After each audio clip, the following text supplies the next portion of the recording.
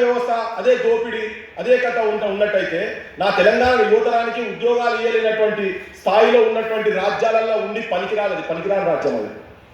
పనికిరాని పదవులు, పనికిరాని ఎమ్మెల్యేలు, పనికిరాని మంత్రులు, వీళ్ళంతా బ్రోకర్లు, జోకర్లు. నేను ఇంకెక్కువ మాట్లాడదలుచుకోలేదు కానీ సో అటువంటి దాంట్లోకి నేను పోదలుచుకోలేదు. పోరాటం చేయాల్సిందే, చేస్తాం.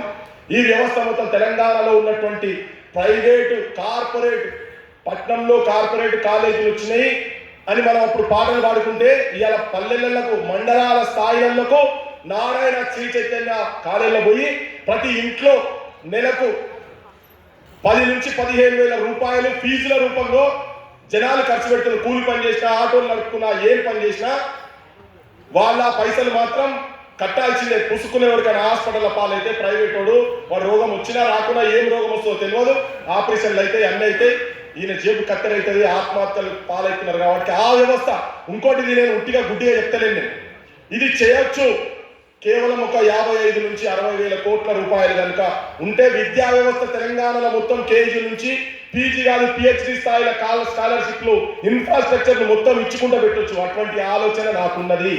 వైద్యం కూడా ఒక 50,000 కోట్ల రూపాయలు, 1,00,000 కోట్లు ఈ ముఖ్యమంత్రి చెప్తున్నటువంటి ఉన్నాయి కదా, అవి చేయొచ్చు, ఈజీగా చేయొచ్చు. మూసి చెప్పుకుంటూ తిరుగుతుంది కదా. 1,00,000 కోట్ల రూపాయలు ఉండేది ఉంటే తెలంగాణలో ప్రతి ఇంట్లో నెలకు 15 నుంచి 20,000 రూపాయలు బ్యాంకులలో వాళ్ళ బ్యాంకుల ఖాతాల్లో పెట్టుకునే స్థాయిలో ఆర్థికంగా కూడా ఉపయోగపడేట్టు చేయొచ్చు అనేది నాకున్నది లోపల. నేను ఆలోచనతో పోతున్నా. నాకు ఎవడన్నా శవాలు మోసినటువంటి భుజాలు కాదే, శవాలు మోసినటువంటి భుజాలు ఇవన్నీ చనిపోయినటువంటి వాళ్ళని కావచ్చు. ఇప్పటికీ ఆత్మహత్య చేసుకుంటే మనసు కాల్తుంటుంది. ఎవరైనా లక్షలతోనే నిరుద్యోగ యువకులను పీజీలు పిహెచ్డీలు చేసి గ్రూప్ 1లు సివిల్ సర్వీసెస్ పరీక్షలు రాసి అటువంటి నౌకర్లు చేయాల్సినటువంటి వాళ్ళను రోడ్ల మీద నేను ఉన్నారు ఇట్లా మాట్లాడదు కానీ లంజా కొడుక అని చెప్పని తిట్టిన పోలీసు వ్యవస్థ కాదు నాకు అది కావాల్సింది. ఇప్పటి వరకు సస్పెండ్ కానుండే, డిస్మిస్ కానుండే. కానీ తెలంగాణ నిరుద్యోగుని నువ్వు ఇచ్చిన ప్రామిసెస్ కు, మీ రాజకీయ వ్యవస్థలు ఇచ్చినటువంటి ప్రామిసెస్ కు మీరు ఎందుకు నెరవేర్చారని రోడ్ల మీదకి వచ్చి అడిగితే నువ్వు ఆ బూతు మాట తిట్టో చూసినావా? ఇప్పటికే స్పందన లేదు కదా. అటువంటి రాజకీయ వ్యవస్థ మనకు అవసరం లేదు తెలంగాణకు. అది కాదు మనకు కావాల్సింది. ఇటువంటి మహానుభావుల ఆలోచనలు తీసుకొని జనం లోపలి పోదాం. నిజమైన మార్పు, నిజమైన రాజకీయ వ్యవస్థ గురించి పోవాలనే ఆలోచన నాకున్నది కనుక ఇప్పుడు నేను మా నిజాం మీద బాంబు వేసిన గూడూరు అక్క గర్వంగా చెప్తున్నా. నేను బాగా చెప్పాలి, నా బాధ్యత అది. చరిత్ర కూడా తెలియాల్సిన బాధ్యత నాకున్నది. నేను చెప్పదలుచుకున్నా, చెప్తా. ఒక అద్భుతమైన కుటుంబంకి వెళ్ళి వచ్చినటువంటి మా వరంగల్ ముద్దుబిడ్డ, పాలమూరు ముద్దుబిడ్డ అయింది ప్రొఫెసర్ మా గూడూరు మనోజక్క గారిని వచ్చి మాట్లాడవలసిందిగా కోరుతున్నాను. అరే అక్క నేను ఊకే మాత్రం మా సతీష్ కమాల్ భాయ్, జర్నలిస్ట్ సతీష్ కమాల్ భాయ్, మా ప్రఫుల్ రామరెడ్డి అన్న జర ఊకే సిక్కి పట్టుకుంటున్నా, మర్చిపోతున్నా. వాళ్ళు మాట్లాడి చెప్పి సపరేట్గా పోతున్నాయి. జర రామరెడ్డి అన్న ఇక్కడ సూర్యం అంతకుముందు అంటే స్టేజ్ మీద జాగా లేకుండా పిలిచినప్పుడు రాలేదు అనుకుంటా. ఇప్పుడు రా జర సూర్యం అని అడుగునవే, జర పైకి రా అక్కడ.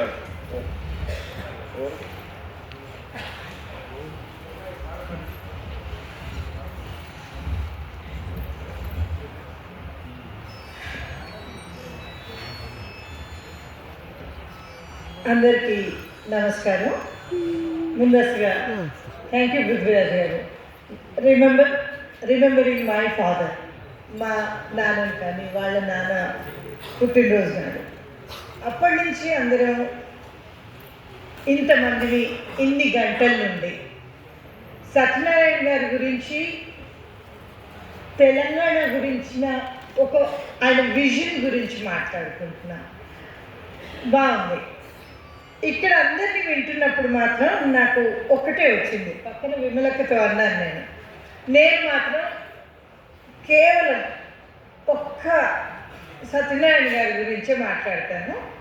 దాని గురించి వెనకాల పిల్లలు మధ్య మధ్యలో చప్పట్లు కొట్టినారు, చేసినారు, వింటున్నా. అట్లాగా సత్యనారాయణ గారి లాగా కావాలంటే ఏం చేయాల్సి ఉంటుంది, ఏం చేసినారు అన్నది మెట్టుమెట్టుగా ఒక్కసారి గుర్తు చేసుకుంటే కనుక మా సాహిత్యంలో తకల్లుస్ అంటాం. అంటే కలం పేరు. ఆ తకల్లుస్ని తన ఇంటి పేరుని తకల్లుస్ చేసుకొని సంగంరెడ్డి సత్యనారాయణ గారు కేవలం తన పేరునే కాదు, తన ఊరి పేరుని కూడా అంత ఖ్యాతి ఇప్పించగలిగారు. అది మనం గుర్తుంచుకోవాల్సిన విషయం.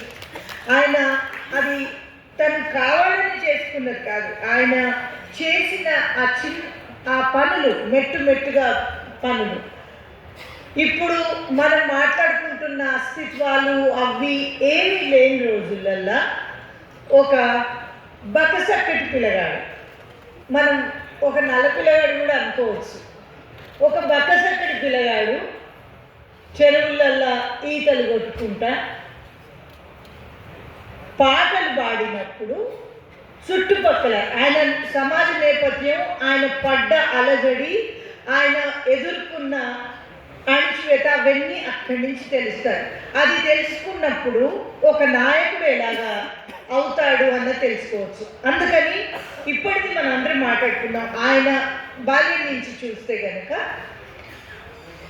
ఆ గోటీలు ఆడుకుంటా, ఆ ఈతలు కొట్టుకుంటా, ఆ జానపద గీతాలు పాడుకుంటున్నప్పుడు ఇప్పటి ప్రొఫెసర్లకు పిల్లలకి తెలిసిన కేవలం 4 మెట్ల వ్యవస్థ కాకుండా ఉపకులాలు ఉన్నాయని, జానపదాలు ఉన్నాయని, జెనిసిస్ అంటే పూర్వతర కథలు ఉన్నాయని, అవన్నీ ఆ చిన్న పిల్లగాడు పాడుకుంటున్నప్పుడు సత్యనారాయణ గారికి తెలిసింది.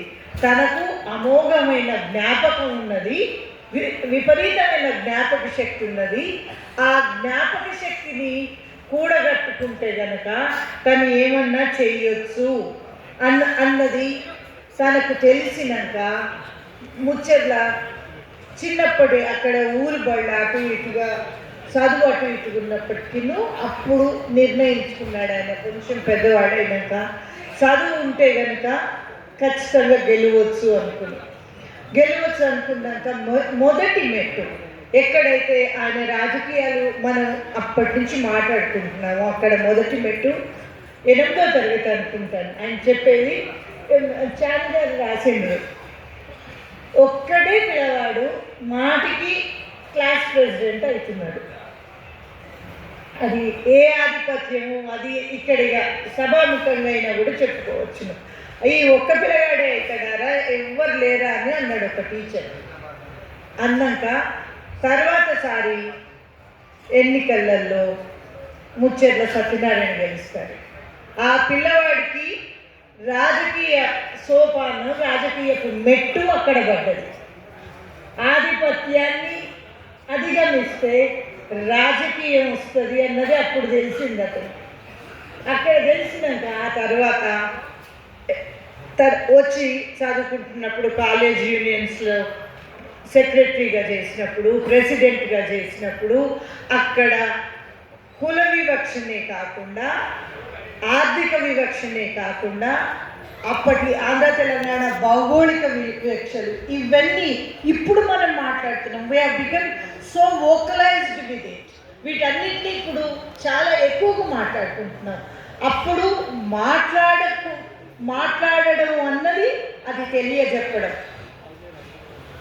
ఆంధ్ర అని చెప్పడము అన్నది అక్కడ మెట్టుగా ఒక్కొక్కళ్ళతో వెళ్ళిన, అది నాన్ముల్కి కావచ్చు, అక్కడ ఉన్న మూకుమ్మడి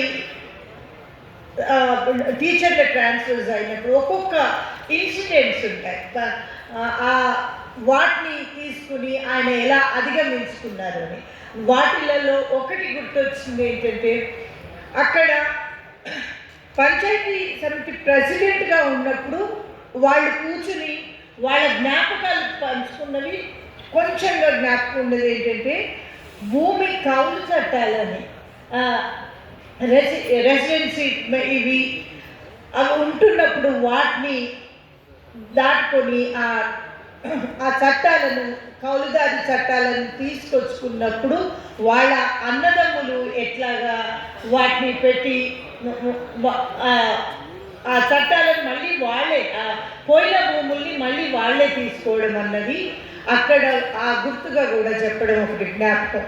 ఆ తర్వాత ఇట్లా వచ్చినప్పుడు ఇంకొక వింతైనది ఏంటంటే అంత సమితి ప్రెసిడెంట్గా వీటిగా చేస్తున్నప్పుడు రాజకీయ నేపథ్యాలలో ఉన్నప్పుడు కూడా ఫండ్ రైజింగ్ కోసం మీరు వస్తా పోతా ఫోటోలు చూసినారో లేదో, ఫండ్ రైజింగ్ కోసం ఆయన బుర్రకథలు నాటకాలు అవి వేసేవాళ్ళు, చాలా రక్తి కట్టించేవి. ఒక ఆజానుభావుడు నిలువెత్తు మనిషి గొంతెత్తి గళం పెట్టి పాట పాడుతున్నది నాకు నిజంగా చిన్నప్పటి జ్ఞాపకం అది. అంటే అట్లా మెస్మరైజ్ మర్చిపోయి చూడడం, అది ఇప్పుడు రావడం. పృథ్వీరాజ్ మరి ఎందుకు ప్లాన్ చేసుకోలేదు? సంజీవ్ రెడ్డి మామది హిందీలో పాట, ఆ హిందీ పాట ఢిల్లీలో దుమ్ము రేపిన పాట, అది నాకు గుర్తుంది. ఆ పాటని కనుక ఇప్పటికిప్పుడు ఎవరన్నా ఒక్క చరణం పాడినా కూడా అది అంత దమ్మున్న పాట. ఆ పాటని ఆయన ఢిల్లీలో పాడతారు. ఆ పాట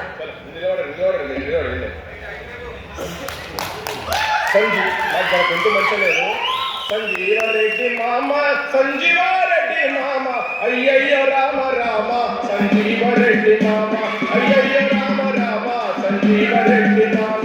सुनो जी मेरा गाना कहता है तेलंगाना, इंसान तुमको माना ऐसा कभी न जाना, बता दिया जमाना बंदर का कारनामा। संजीवारेड्डी मामा, संजीवारेड्डी मामा, संजीवारेड्डी मामा, अय्यయ్యో राम राम, संजीवारेड्डी मामा, ओ राम राम राम, संजीवारेड्डी मामा। हक झील कर हमारा अपने को तू सवारा, हक झील कर हमारा अपने को तू सवारा।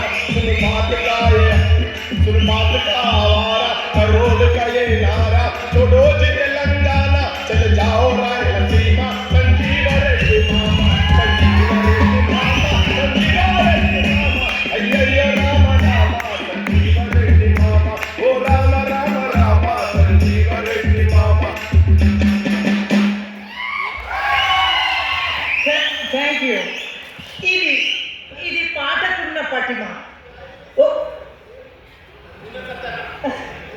అది పాటకున్న పటిమ ఆ తరానికి ఈ తరానికి చూసాడు మీరు.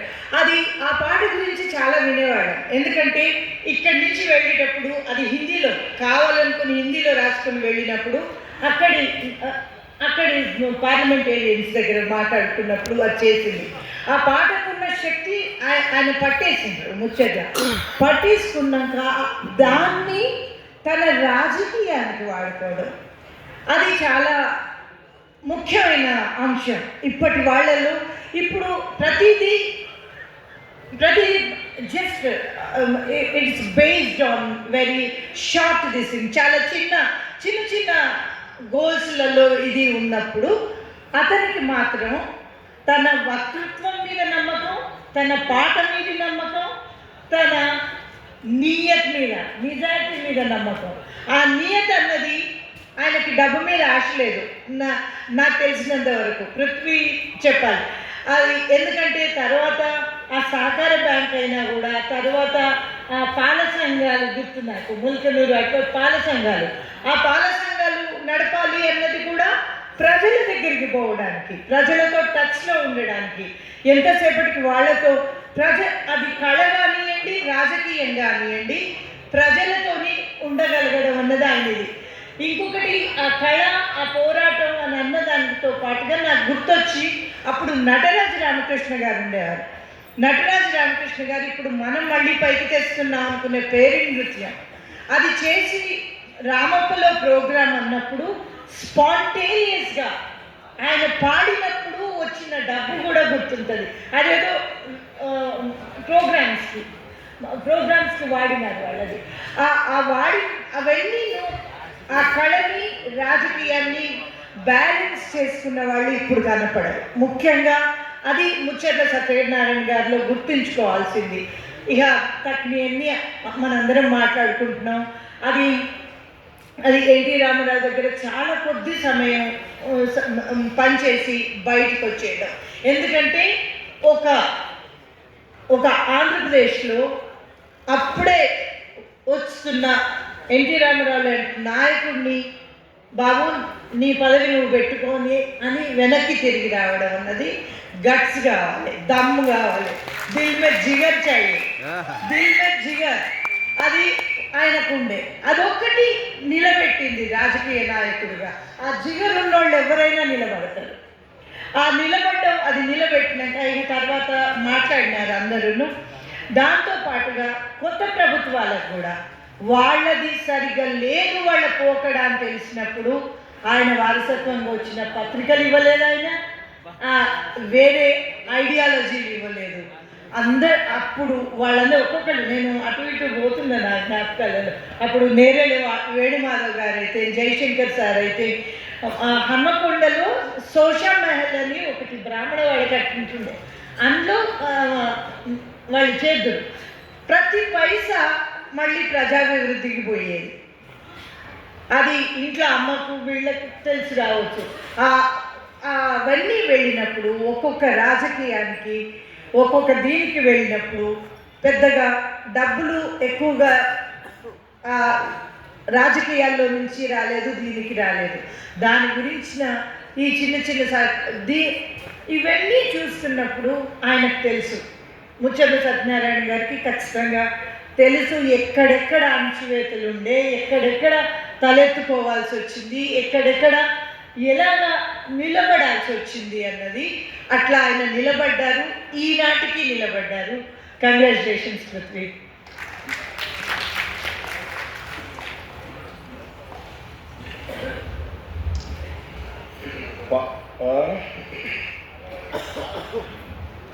పాటను యాక్చువల్గా తన మొదటి నుంచి తన ఆయుధమే పాట. నేను లాస్ట్కు చెప్తాను, నేను లాస్ట్కి మాట్లాడేటప్పుడు నేను చెప్తాను, అంటే మధ్య మధ్యలో మాట్లాడుతున్న టైం కూడా ఎక్కువైపోతున్నది. ఇంకొక 2-3 స్పీకర్స్ ఉన్నారు, మిగతా ఇక వేదిక మీద ఎంత దుమ్దాం ఉంది, అందరు ఉన్నారు, ఇక్కడ పెద్ద పెద్దోళ్ళు ఉన్నారు. నేను కందుకూరి రమేష్ బాబు అన్న మాట్లాడవలసిందిగా పెడుతున్నప్పుడు అద్భుతమైన ఆర్టికల్ రాసిండు. ఇలా ఉన్న వాళ్ళందరూ కూడా 90% అందరు ఆర్టికల్స్ రాసి, ఈవెన్ ఎన్శంకర్ అన్న కూడా ఆర్టికల్ రాసింది. వాళ్ళ అమ్మకు వెంటిలేటర్ మీద ఉన్నది, అయినా నేను ఆ బుక్ కొద్దిగా చదివిన తర్వాత నాకు లేదు కంపల్సరీ రాస్తా అని చెప్పని వాళ్ళ అమ్మ దగ్గర కూర్చొనే ఎన్శంకర్ అన్న కూడా ఆర్టికల్ రాసిండు. జీవన్ సార్ కూడా వెరికోస్ వెయిన్స్ కాళ్ళ నరాలు పలుకుతే ఆయన కూడా నాన్న మీద ఆర్టికల్ అనేది తప్పకుండా రాస్తా అని చెప్పని జీవన్ సార్ కూడా రాసిండు. ఒక్క నిమిషం సార్ మాట్లాడు.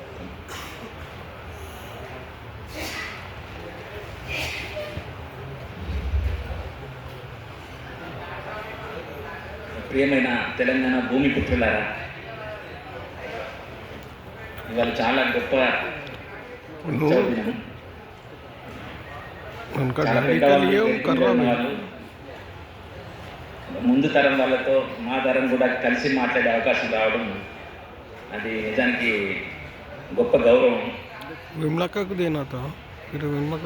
అయితే నేను ఈ పుస్తకం గురించి చెప్పే ముందు ఒక చిన్న ఉపకథనం. జర్నలిస్ట్, నేను రైటర్ని, ఫోటోగ్రాఫర్ని. 1975లో డామిట్ లాప్రే, లారీ కొలిన్స్ అని ఇద్దరు ఫ్రెంచ్ జర్నలిస్టులు ఒక పుస్తకం రాశారు. దాని పేరు ఫ్రీడమ్ ఎట్ మిడ్ నైట్. మన భారతదేశానికి స్వాతంత్రం వచ్చిన సంవత్సరం 1947 నుంచి 48 వరకు ఒక ఏడాదిన్నర కాలంలో ఈ దేశానికి స్వాతంత్రం ఇచ్చేటప్పుడు అధికార మార్పిడి బ్రిటిష్ వాళ్ళ నుంచి మనకి ఎట్లొచ్చింది, తర్వాత భారతదేశము పాకిస్తాన్గా విడిపోవడము, ఈ రెండు దేశాల మధ్య బోర్డర్స్ వేసుకోవడము, సంస్థానాలు మన హైదరాబాద్తో సహా భారతదేశ ప్రభుత్వంలో విలీనం కావడము, ఇట్లాంటి అనేక విషయాన్ని ఆ ఇద్దరు ఫ్రెంచ్ జర్నలిస్టులు రాసే ప్రాసెస్లో ఇక్కడ జరిగిన మత కలహాలు ఇవన్నీ కూడా వాళ్ళు రాశారన్నమాట. అన్నిటికంటే ముఖ్యంగా గాంధీ, నెహ్రూ, పటేల్ వీళ్ళంతా ఉంటారు, గాడ్సే, అవన్నీ పాత్రలు మనకు కనబడతాయి. అధికారం సమీపిస్తున్న తరుణంలో మనుషులు ఎట్లాంటి ప్రవర్తనకు లోనవుతారు అనేది కూడా మనకు ఆ పుస్తకము వ్యక్తం చేస్తుంది. దాని మధ్య సోనీ టీవీ వాళ్ళు, సోనీ లైవ్లో మీరు ఫ్రీడమ్ ఎట్ మిడ్ నైట్ అనేది ఒక 14 ఎపిసోడ్స్గా 2 సీజన్స్ ఉన్నాయి, మీరు చూడొచ్చు. చాలా ఆశ్చర్యపోతారు మీరు. అంటే గాంధీ కళ్ళ ముందే నెహ్రూ, పటేల్ ప్రధానమంత్రి అయ్యే దశలో ఉన్నప్పుడు ఎట్లా ప్రవర్తించారు, ఈ దేశం ముక్కలు అవుతుంది అన్నప్పుడు వాళ్ళకి అధికారం కనిపిస్తుంటుంది.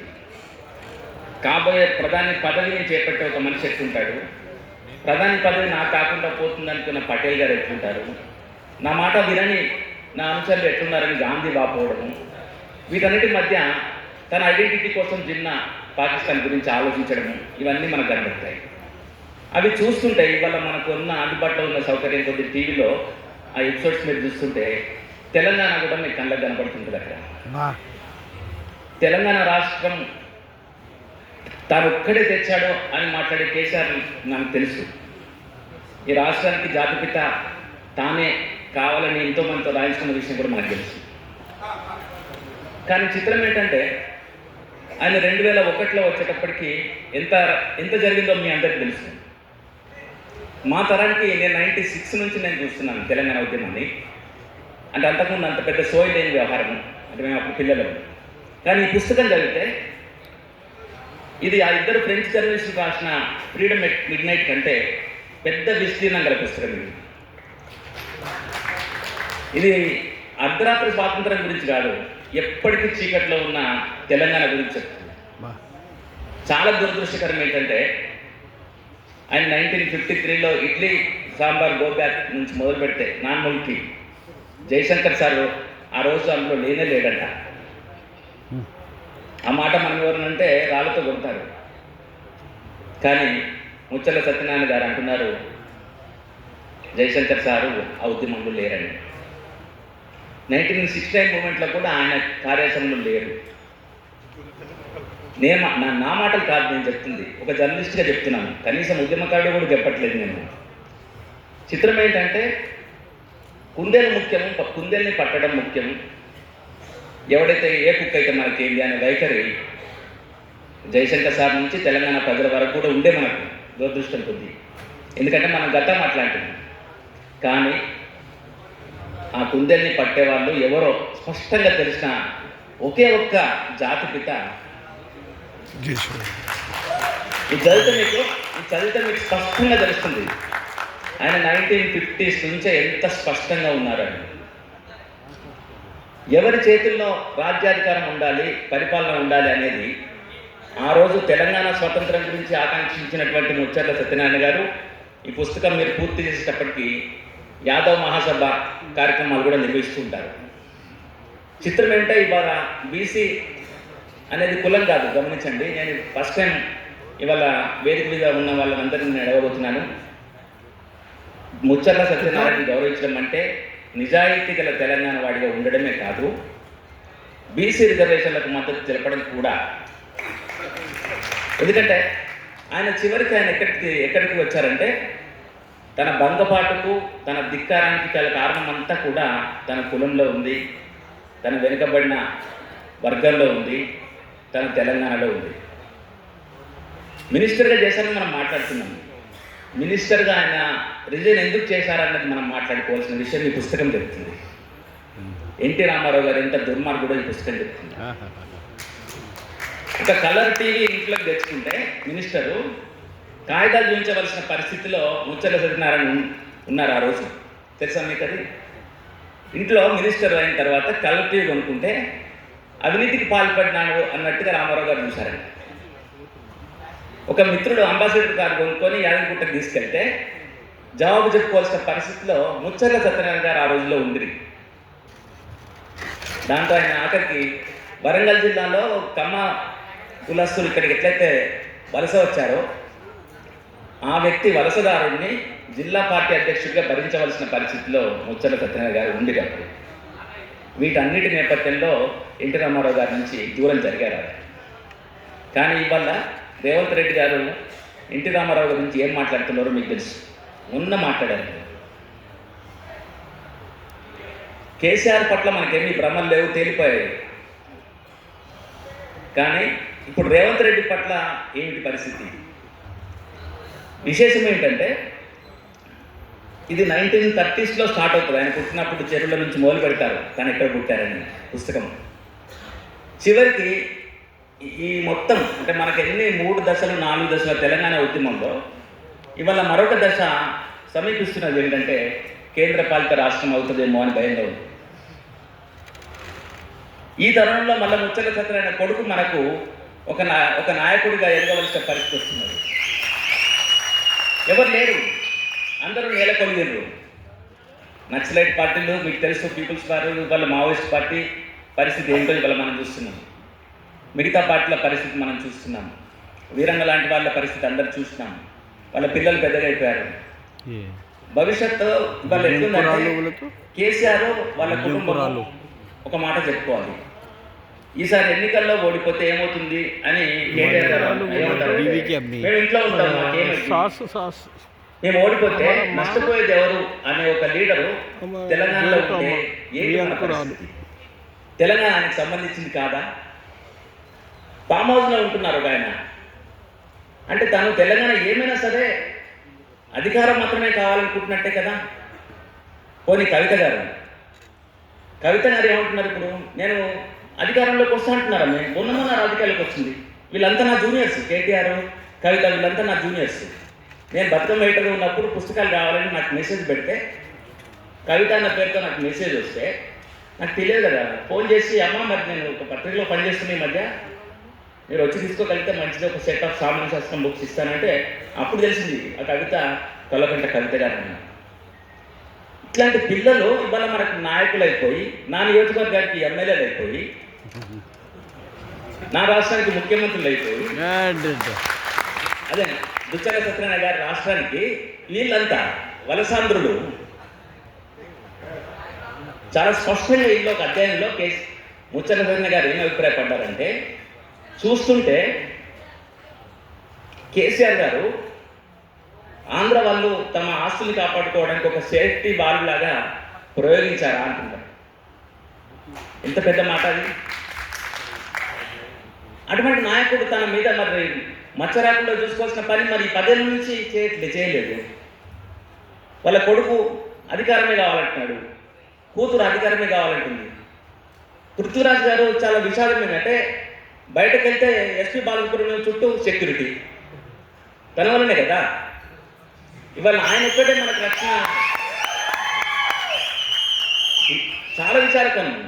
నేను అందుకే నేను ఒక వ్యాసం రాస్తూ నేను చాలా బాధగా ఒక హెడ్డింగ్ పెట్టాను. ఏంటంటే, ముచ్చర్ల సత్యనారాయణ గారు ఆయన ధిక్కార స్వరం కాదు అన్నాను. ధిక్కార స్వరం ఎప్పుడవుతుంది? మన అందరం నోరు మోసుకున్నప్పుడు ఒక్కడు మాట్లాడితే ధిక్కార స్వరంగా అవుతుంది. తెలంగాణలో మన అందరి తరఫున ఒక్కడే నిలబడ్డాడు. ఆ దురదృష్టం మనది. ఆ రోజు నుంచి ఇప్పుడు దాకా ఇప్పుడు ఆయన రూపంలో మనకు పృథ్వీరాజు ఒక ప్రతీకగా అనుకుంటే, ఇది ధిక్కార స్వరం కాదు, ఇది ఒక ఒడవని ముచ్చట మనకు సాగుతున్నది.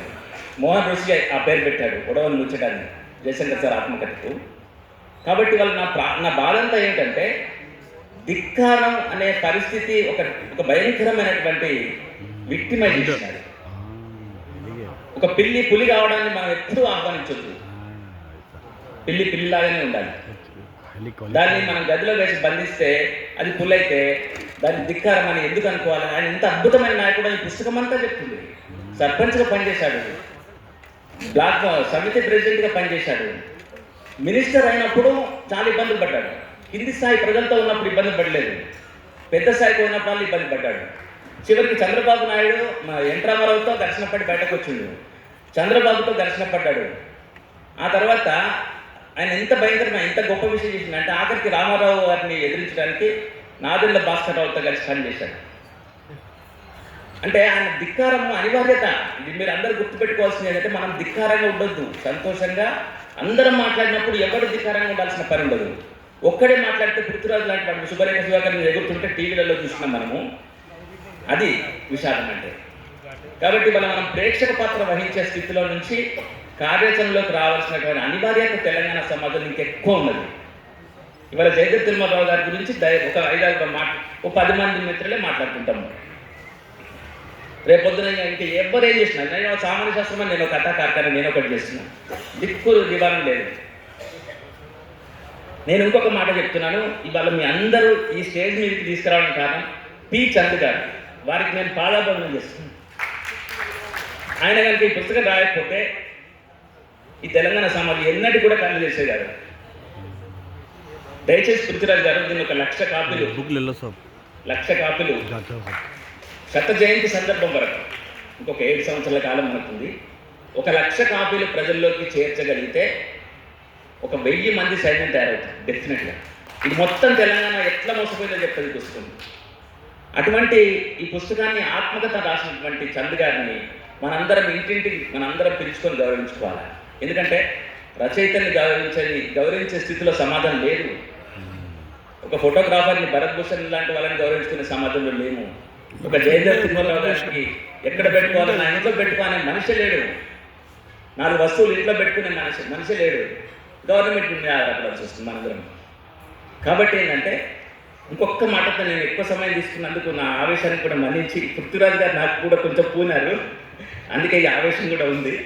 మీరు ఫ్రీడమ్ ఎట్ మిడ్ నైట్ చదవండి, కేసీఆర్ని అధ్యయనం చేయండి, ఈ పుస్తకాన్ని తప్పకుండా చదవండి. అన్నిటికి మించి నేను లాస్ట్ ఒక వర్డ్ ఏం చెప్తున్నా అంటే, ఈ దేశాన్ని ప్రజలు నిర్మించరు, చరిత్రను ప్రజలు నిర్మిస్తారనే భ్రమ నుంచి మనం బయటకు రావాలి. చరిత్రను ప్రజలు నిర్మించరు, ప్రజలు బ్రతుకుతారు.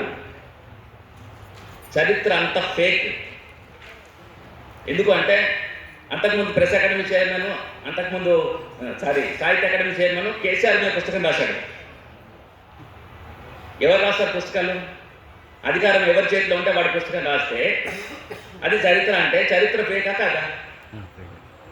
ఈ పుస్తకం ఏ అధికారం రాశాడు? ఈ అధికారం తిరుమలరావు గారు ఏ అధికారంతో చేస్తున్నారు? కాబట్టి దయచేసి మీరు చరిత్ర అన్న పదాన్ని తీసేసి జీవితాల గురించి ఆలోచించండి. జీవితాన్ని రచించే వాళ్ళకు మీరు సహకరించండి. మీ ఇంట్లో ఉండే మీ అమ్మ, నాన్న, మేనమామ, ఇంతకుముందు వెంకటరెడ్డి గారు అన్నట్టు మీ ఊర్లో ఉండే ఒక సత్తయ్యను బతికించండి. పుస్తకం రాసే వాళ్ళను, విలేకరులను, వీళ్ళందరినీ గౌరవించండి. చివరిగా నాకు ప్రెస్ అకాడమీకి ఒక చిన్న విజ్ఞప్తి చేయదలుచుకున్నాను. దేవులపల్లి అమ్మర్ గారు మనం చూసినాము, మన ఆత్మీయులు వీళ్ళంతా సోదరులే. ఒక proof reader press academy chairman అయ్యాడు దేశంలో, ఈ రాష్ట్రంలో. ఎవరి స్ఫూర్తితో? ప్రూఫ్ రీడర్ చూసినందుకు ప్రెస్ అకాడమీకి 2 సార్లు చైర్మన్ అయినటువంటి అమర్ గారు ఉన్న దేశంలో. నేనేమంటున్నా ఆ ప్రెస్ అకాడమీ, వాళ్ళ తెలంగాణ ప్రెస్ అకాడమీ, ఒక జర్నలిస్టు, ఒక ఎడిటరు, ఒక పబ్లిషర్ అయినటువంటి జై తెలంగాణ ముచ్చట సత్యనారాయణ గారి మీద వాళ్ళు ఏ కార్యక్రమం ఏడాదికి ఒకసారి తీసుకుంటారో మనం అడగాలి. ప్రెస్ అకాడమీకే ముచ్చట సత్యనారాయణ గారి పేరు పెడతామా, లేదంటే ప్రతి సంవత్సరము ఇవాళ గజ్జల మల్లారెడ్డి గారి పురస్కారము సార్కి ప్రకటించారు, మన రామచంద్రమూర్తి గారు ఇంతకుముందు తెలిపారు. ఎవరెవరో పేరు మీద, గొప్ప జర్నలిస్టుల పేర్ల మీద మనం అందుకుంటున్నాము. మనకు జై తెలంగాణ ఎడిటర్ పురస్కారం నాలాంటి వాడు వస్తే నేను ఫస్ట్ ఇంతవరకు అవార్డు తీసుకోలేదు. ఎందుకు తీసుకోవట్లేదంటే తీసుకుంటే సంతోషం ఉండట్లేదు. అందుకే ఏ అవార్డులు, ఏ పురస్కారాలు తీసుకోకుండా బతుకుతున్నాము చాలామంది మాలాంటి వాళ్ళు. నేను అంటున్నా ప్రెస్ అకాడమీ ముచ్చర్ల సత్యనారాయణ గారి పేరు మీద ఒక ఫెలోషిప్ పెడుతుందా, లేదా ప్రెస్ అనేది ఆ పేరు మనం పెడదామా? కానీ అది జర్నలిజం బాధ్యత. ఈ విషయం కూడా ఇక్కడ ఉన్నటువంటి నిర్వాహకులు ఆలోచించాలని కోరుతూ, ఈ పుస్తకాన్ని ప్రచురించినటువంటి, 2వ ప్రింట్ చేసినటువంటి గద్దర్ ఫౌండేషన్కి కృతజ్ఞతలు తెలుపుతూ, 100వ జయంతి సందర్భంగా 1,00,000 పుస్తకాలు ప్రింట్ చేయాలని కోరుతూ, మీ అందరూ నా ప్రసంగాన్ని విన్నందుకు ఆలోచిస్తారని, ఈ పుస్తకాన్ని దయచేసి తీసుకొని ఖచ్చితంగా వచ్చిన వాళ్ళు చదువుతారని, మీరైతే పీడిఎఫ్ ఫైల్ కూడా ఏమైనా ప్రజల్లోకి సర్క్యులేట్ చేయగలిగే అవకాశం ఉంటే అదైనా చేయమని కోరుతూ, thank you so much.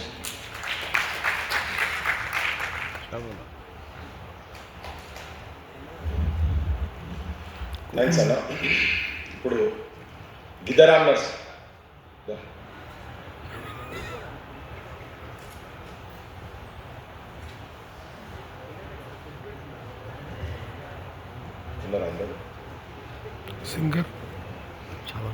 Singer singer singer है। इसद गाना है वो भारत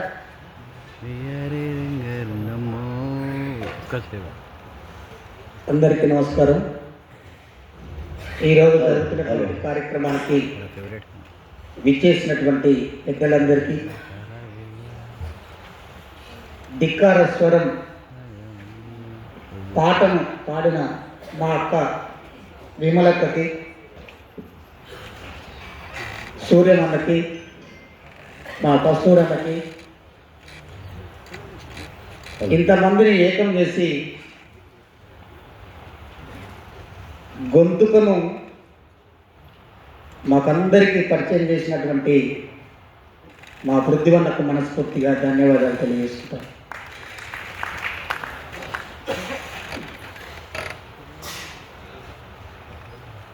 ఎప్పటి నుంచో రాసుకున్నది, కానీ నేను ఒక పుసుక్కున ఒక మాట మాట్లాడినా. వరంగల్ సినిమా అన్నాడు కదా, పోదాం పోరాను. నాకు ఇది చూసింది అన్న, అబ్బా ఇప్పుడు ఎట్లయినా పోతట్టే ఉన్నాడని చెప్పి ఇప్పుడు దాకా అడివమ్మ నొదిటి పైన నెత్తుటి మరక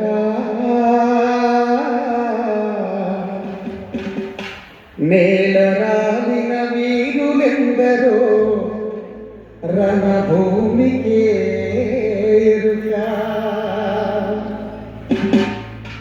స్తూపానికి రూపమా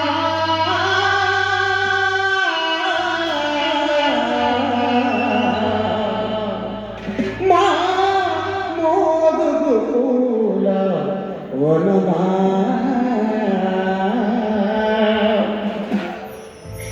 ఇంతకుముందు వరంగల్ సినిమా ఒక మాట మాట్లాడి, ముచ్చర్ల సత్యనారాయణ ఉన్నట్టే ఉన్నాడు అని.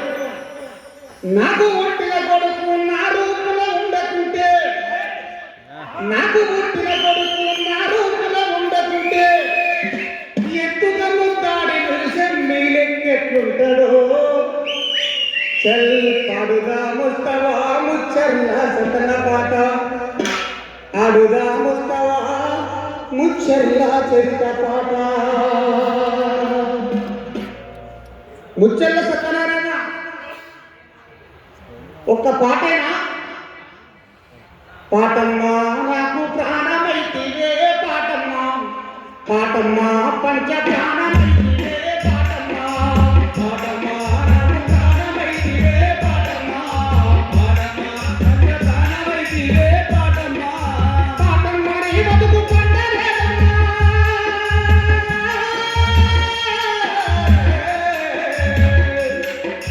పాటమ్మా నీ బతుకు పండలేదమ్మా, అందుకే విన్నసి ఓడలేదమ్మా, పాటమ్మా నాకు ప్రాణమైతివే పాటమ్మా, పాటమ్మా పంచ ప్రాణమైతివే పాటమ్మా, పాటమ్మా నాకు ప్రాణమైతివే పాటమ్మా, పాటమ్మా పంచ ప్రాణమైతివే పాటమ్మా, పాటమ్మా నాకు ప్రాణమైతివే పాటమ్మా, పాటమ్మా పంచ ప్రాణమైతివే పాటమ్మా.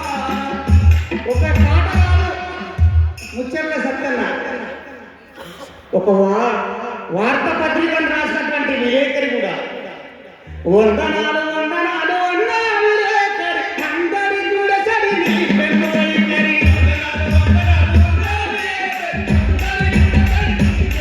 వందనాలు వందనాలు అన్నా విలేకరి, అందరి కూడా చదివి పెన్ను వైఖరి.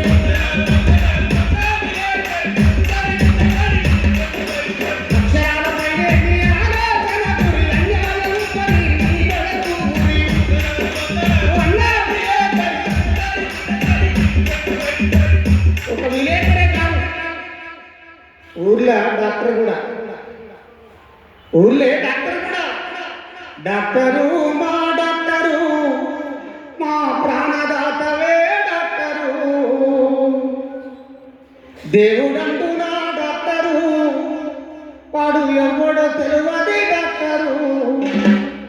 అమ్మను పిలిచిన నరుసులు, అది తప్పు అవుతుందేమో మనసులో. దేవుడంటూ నా డాక్టరు, వాడు ఎవడో తెలియదు డాక్టరు. అమ్మైన నాన్న దేవుడైనా అంతా మీరే డాక్టరు, అంతా మీరే డాక్టరు. డాక్టరు మా డాక్టరు, ప్రాణదాతవే డాక్టరు, డాక్టరు మా డాక్టరు, ప్రాణదాతవే డాక్టరు. ఒక డాక్టరే కాదు, ఒక నాటక రాయుడు కూడా, ఒక నాటక రాయుడు కూడా. గొల్లవాడవై గోగులమే పెట్టి బామలెందుకే బామ నీకు విషమున కనిచారా. గొల్లవాడవై గోగులమే పెట్టి బామలెందుకే బామ నీకు ఆడలెందుకే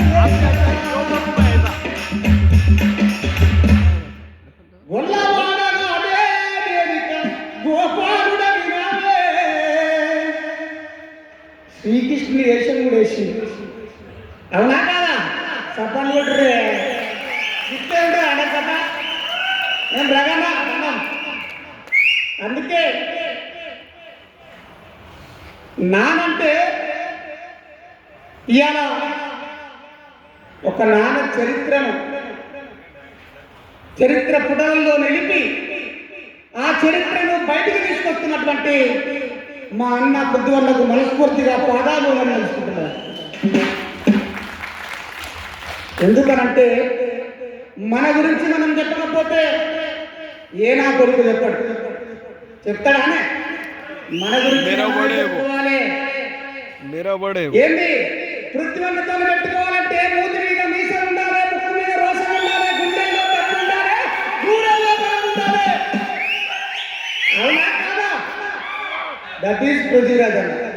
అందుకే నానంటే నాకు బాగా ఇష్టం.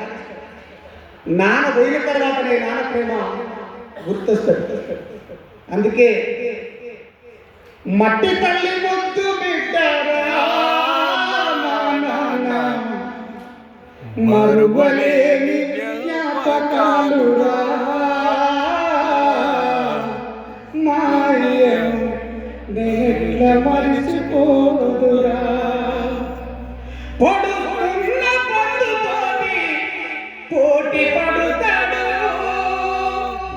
నేరా పిల్లల్లో పంట తీస్తాడు. మట్టి తల్లి ముద్దు బిడ్డరా మరువలేని జ్ఞాపకాలురా నేనెట్లా మరిచిపోదురా. మట్టి తల్లి ముద్దు బిడ్డరా మరువలేని జ్ఞాపకాలురా.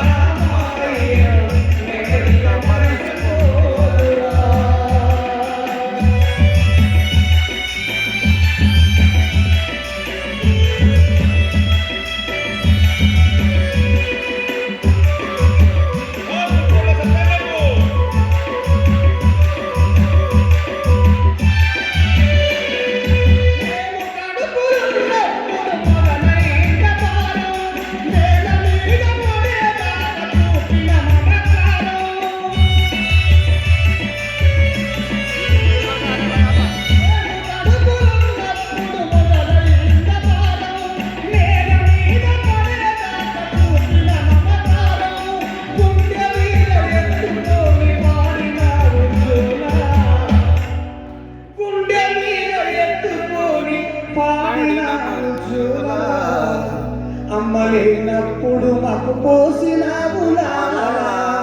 మట్టి తల్లి ముద్దు బిడ్డరా మరువలేని జ్ఞాపకాలురా.